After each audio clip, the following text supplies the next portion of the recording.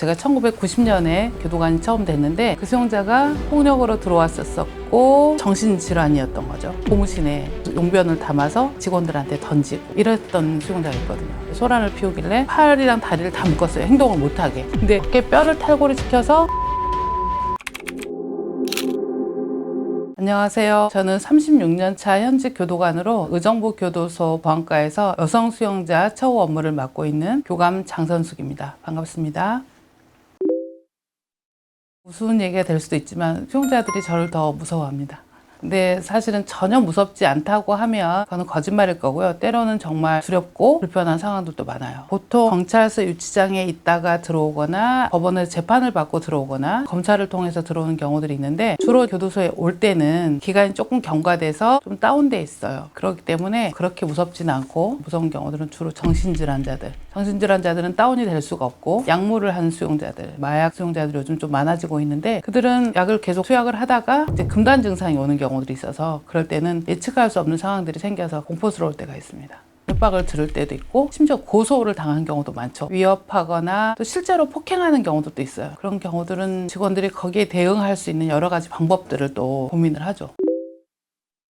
검은 머리 짐승 거두는 게 아니다. 사람 고쳐 쓰는 게 아니다. 사람 변하지 않는다 라고 하는데 이제 보통 사람들의 생각이잖아요. 그런데 보통 사람이 아닌 사람들을 우리는 만난단 말이에요. 그들이 생각이 잘못됐건 행동이 잘못됐건 타인들에게 정신적이나 신체적인 고통을 준 거잖아요. 이 사람들을 고쳐서 쓴다? 이 사람들이 바뀐다? 이런 경우는 거의 어렵다고 봐야죠. 근데 우리가 아직도 이 일을 하는 이유는 가능성이 있기 때문에 하겠죠. 실제로 오랫동안 이 업무를 하면서 변하는 사람들을 보고 있어요. 근데 그 수가 많지는 않아요. 워낙 인성이 아예 못 돼서 그런 경우는 솔직히 바꾸기 어렵거든요. 그런데 그들은 주로 한 번도 자기 성찰을 해보지 못했던 사람들이 있고 환경적으로 어떤 경우 유전적이라고 할 수도 있겠죠. 그런 과정들에서 받아보지 못했던 교육이라든지 상담이라든지 사랑들을 받다 보면 그런 상황에서 자기 성찰, 반성을 하게 되는 경우가 있거든요. 거기서 다시 본인이 앞으로 나아갈 바를 찾는 경우가 있어요. 그런 경우들은 훨씬 가능성이 높다고 생각해요.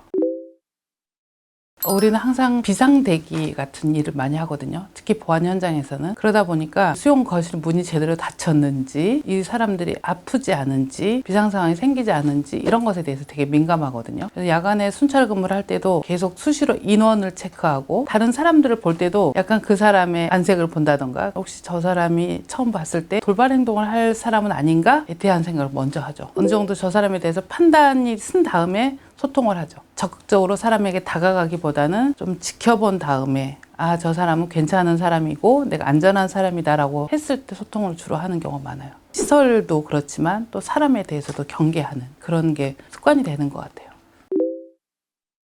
일들은 엄청 많은데 그래도 제일 오랫동안 기억나는 사람이 있어요. 제가 1990년에 교도관이 처음 됐는데 이름도 사실은 다 기억나고 사건 내용도 다 기억이 나요. 그 수용자가 폭력으로 들어왔었고 정신질환이었던 거죠. 근데 이제 예전에는 정신질환이나 정신질환자들에 대한 이해가 안 되어 있었어요. 우리가 그 수용자에 대해서 알지 못하는 거예요. 그런데 이 수용자는 너무 폭력적이고 그러니까 부수고 때리고 그래서 도저히 다른 사람과 같이 있게 할 수가 없어서 다른 방에 혼자 있게 했단 말이죠. 근데 지금 같으면 그런 수용자들을 수용할 수 있는 진정실이나 보호실이라는 공간이 따로 있는데 예전엔 그런 게 없었어요. 그래서 그냥 방만 혼자서 쓰게 했는데 만들어 놓은 책상, 나무 강목까지 뽑아서 깨부수는 거죠. 그렇게 해서 위협을 한다던가 아니면 고무신에 용변을 담아서 직원들한테 던지고 이랬던 수용자가 있거든요. 근데 그게 거의 매일 일어나는 일이었어요. 그러다가 너무 소란스러워서 다른 수용자들이 잠을 못 자는 거예요. 우리 근무자들은 뭐 당연히 힘들고 다른 수용자들도 너무너무 지치고 힘들어서 이제 소란을 피우길래 옛날에는 이제 포승이라는 게 있었어요. 그걸로 이제 묶었단 말이에요. 이제 팔이랑 다리를 다 묶었어요. 행동을 못 하게. 근데 풀린 것 같은 소리가 나는 거예요. 꽁꽁 묶었거든요. 그래서 가봤더니 진짜 풀려 있어요. 도대체 이해가 가지 않을 정도인 거죠. 근데 알고 보니 그 수용자는 자기 어깨 하나를 탈골을 시킨 거예요. 어깨 뼈를 탈골을 시켜서 포승을 풀었어요. 수용자가 너무 힘들어서 나중에 감정유치를 보내는데 한 달 동안 가서 정신과 약을 복용하고 왔는데 너무 온순해진 거예요. 언제 그런 적이 있었냐는 듯이. 지금 생각하면 그게 양극성 정동장애 정신질환이었는데 그때는 우리가 그걸 몰랐었죠. 또 하나는 요즘에 이제 마약 수용자들이 많거든요. 제가 좀 아끼는 수용자였는데 너무 착하고 예쁘게 생겼어요. 마약 초범으로 들어왔었는데 한 3일째 되는 날 날 애가 이상해지는 거예요. 눈동자가 계속 불안하고 행동이 자꾸 이상해지다 싶었는데 새벽 한 4시경에 얘가 같은 신방에 있던 사람들을 때리고 문을 부수고 이렇게 되는 상황이 생긴 거예요. 이제 마약 금단 현상이 생긴 거죠. 그래서 당황스럽기도 하고 한편으로는 그런 사람들이 안타깝기도 하고 그런 경우들이 있었어요.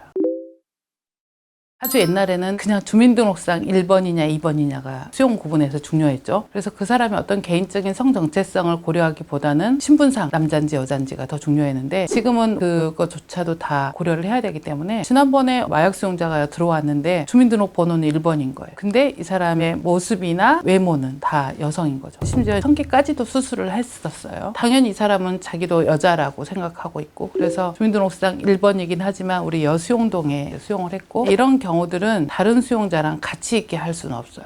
분리 수용을 해요. 다른 수용자가 조금 떨어진 공간이거나 혼자 있게 하거나 이 수용자가 남성이라는 걸 아직 못 버렸을 수도 있잖아요. 그럼 또 다른 여성 수용자랑 동성애적인 문제가 생길 수도 있기 때문에 그런 부분을 차단하기도 하고 또 다른 불편함이 생길 수가 있기 때문에 분리수용을 하고 간혹 동성애적인 성향을 갖고 있거나 양성애적인 성향을 갖고 있는 수용자도 있거든요. 최근에도 몇 명 그런 수용자들이 있었었는데 동성애 애인이랑 같이 지내다가 그 사람과 사건이 생긴 경우들도 있었고 그래서 운동이라든지 목욕 같은 거 이런 거를 분리해서 시키죠.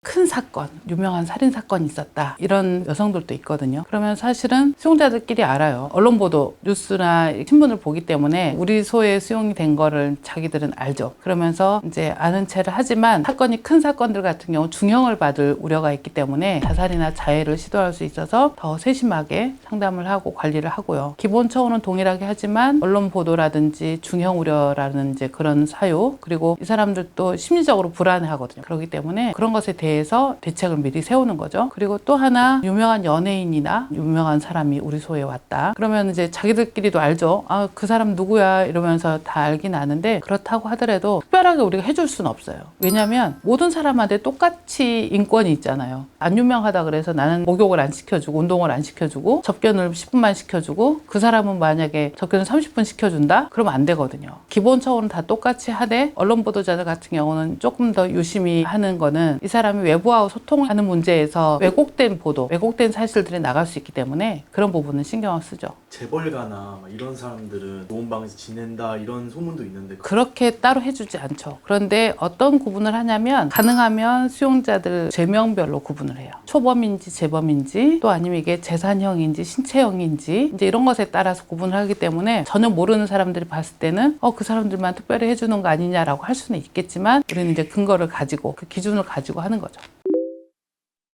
제가 우선 수용자 자녀들에 대해서 관심을 갖는 이유는 이들이 미성년일 경우 부모들의 부재, 특히 엄마의 부재로 인해서 아들이 정서적으로 불안하거든요. 정서적으로 불안하지만 경제적으로도 같이 불안한 경우들이 있어요. 이 아이들이 부모의 케어를 제대로 받지 못하고 오히려 감옥 수발을 한다던가 이런 경우들이 있는데 거기에 단순한 그런 어려움만이 아니라 수치심까지 있는 거죠. 창피하잖아요. 누구한테 얘기도 못하고 얼마나 힘들겠어. 그러니까 엄마가 출소하면 얘네들이 그때 반항을 하는 경우도 있어요. 결국은 엄마의 부재로 인해서 아이들이 불안이라든지 경제적인 어려움 이런 것들 때문에 비행으로 가는 경우들이 많고 예전에는 저희가 수용자 자녀들에 대해서 따로 관리를 하지 않았어요. 2008년 이전에는 교정에서 수용자와 수용 기간만을 봤는데 이후부터는 수용자 사회복귀를 지원하면서 그 범위가 좀 넓어졌어요. 출소 후를 보다 보니 또 그 수용자의 자녀들, 가족들까지 확대하게 된 거죠. 그래서 가족관계 회복 프로그램이나 사회복귀 지원 프로그램 또 취업이라든지 심리 지원 프로그램들을 이제 하고 있거든요. 그래서 만약에 수용자들이 들어왔다 그러면은 입소하는 날 제일 먼저 확인하는 게 혹시 미성년 자녀를 두고 왔는지 이런 걸 먼저 파악을 해요. 그래서 대부분 경찰서에서 확인을 하는데 이 사람들이 법정 구속이 됐거나 검찰에서 바로 구속이 된 경우는 처치가 안 될 수가 있거든요. 그런 거 확인해서 미성년 자녀가 방치되어 있다라고 하면 가족들한테 다시 긴급하게 연락을 한다던가 그런 게 안 된다고 하면 본인의 의사를 따라서 의뢰를 한다던가 보호시설에 이렇게 진행하고 있고 교정시설 안에서는 수용자들이 수용자복을 입고 접견을 하게 하는데 미성년 자녀가 올 때는 그냥 티나 이런 걸 입고 수용자 번호를 안 보이게 한다던가 때로는 일반 접견실이 아닌 가족 접견실이라는 게 또 있어서 거기에서 미성년 자녀들이랑 엄마랑 만날 수 있게 해준다던가 더 어린 아이들이 있다라고 하면 엄마의 목소리라 그래서 엄마가 동화책을 읽어서 녹음해서 아이한테 들려주는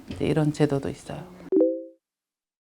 아직도 꿈꾸는 교도관이다라고 답을 할 거예요. 왜 하필 교도관이라는 그 말에는 교도관에 대해서 부정적인 이미지 이런 것들이 훨씬 더 많거든요. 교도관이 얼마나 가치 있고 소중한 일을 하는지를 모르는 채 그렇게 표현을 했는데, 저는 그 일을 통해서 다양한 경험과 공부들을 하면서 이제는 우리 수용자들만이 아니라 수용자의 자녀들, 그리고 출소해서 사회복귀를 하는 그들을 위한 일들을 좀 더 하고 싶고 그렇게 하려고 준비하고 있거든요. 그래서 저는 왜 하필 교도관이야가 아니라 아직도 꿈을 꾸고 있는 교도관입니다. 교도소는 혐오시설이 아니라 어쩌면 가장 안전한 곳이거든요. 수용자들은 출소해서 교도소 근처에서는 절대 범죄를 하지 않아요. 그래서 가장 안전한 곳이기 때문에 지역에 교정시설이 설치된다라고 해서 무조건 반대하시기보다는 오히려 더 안전한 공간이다라고 이해를 해주시면 좋을 것 같고, 또 이제 교도관들은 가장 온기를 가지고 사람들을 지켜봐주는 그런 사람이거든요. 이런 분들에 대한 응원들이 정말 필요하다고 생각이 되고, 우리 수용자들도 솔직히 사형수가 아닌 다음에는 어차피 사회로 다시 돌아와야 되는 사람이거든요. 교육과 교화 프로그램을 진행해서 더 온전한 사람으로 내보내게 하는 것들이 무의미하고 세금을 낭비하는 일이 아니라 지금 현재 나와 우리 사회를 더 안전하게 하기 위한 방법이다, 이렇게 이해해 주시면 좋을 것 같아요.